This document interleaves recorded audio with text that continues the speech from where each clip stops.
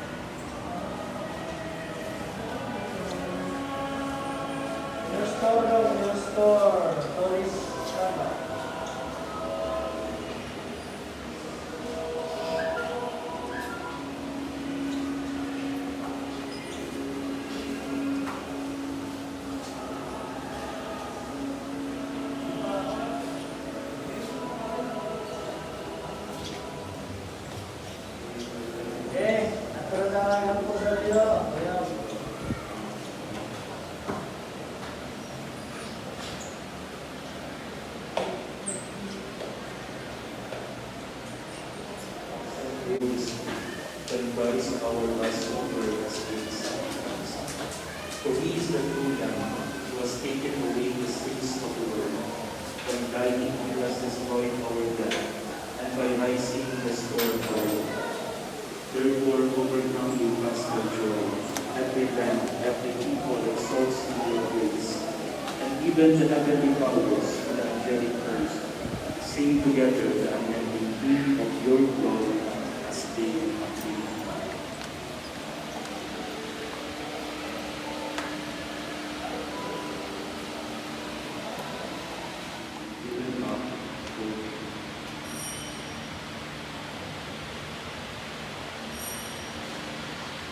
May He make of us an eternal offering to you, so that we may obtain an inheritance before the Lord.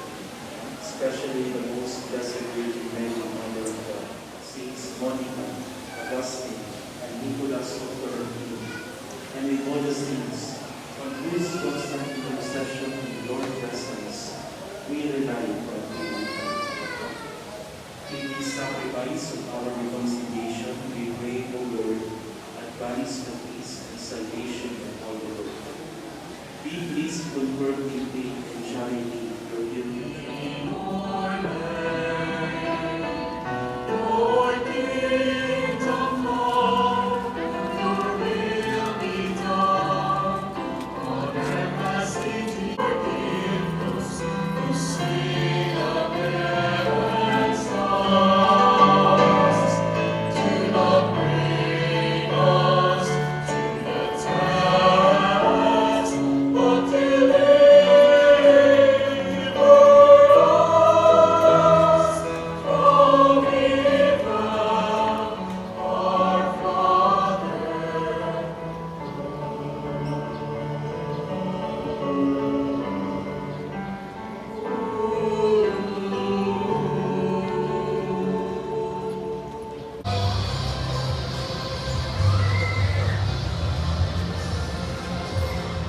At mula naman dito sa Cebu, ayan, kami po ay sa aming bahay, si Santo Niño, din aming patron ni Mama. So, bibili ako ng mga bago niyang damit.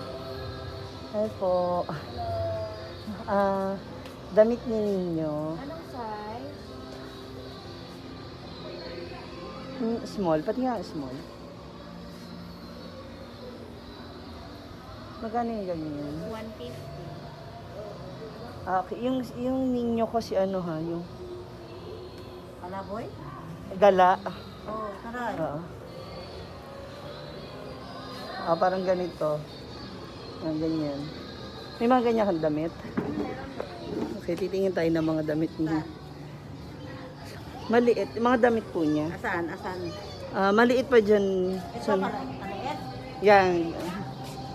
Mga ganyan kaliit. Tingin tayo ng damit niya. Mula dito sa Cebu. Tingin tayo ng mga damit niya. Ng aking Santo Niño. Ay, oh, ito. Magkano yung mga ganyan? 350. Ang Mayroon ganyan. na sandero ulat tsaka bag. Ayan. Tapos ano, paano siya may susuot? Strap. Paano sa paa? Ano siya? Kanang Kanang, screw man. Ano ito? Ang ganay mo. parang duster lang.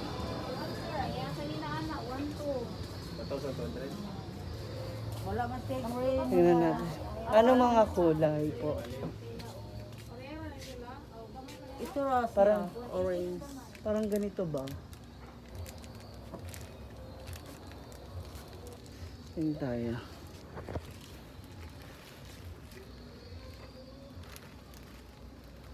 Ano ba yung mga ano? Yung parang mga ganito ate, okay ako dito. Yan, yung mga ganyan style. Ano tayo yung mga damit ninyo? Okay, so nakabili na tayo ng damit ni Ninyo. Uy, in fairness, di ho ako oily, pasensya na, hindi ako pawisan. Pati nga po ate. Yung style, ayan, pakita natin. Yan. Ang damit ni Ninyo, ang plain white at saka blue. Sila tanan ate sila. Kastara na din. Yan, ganda. Thank you ate. It's DJ.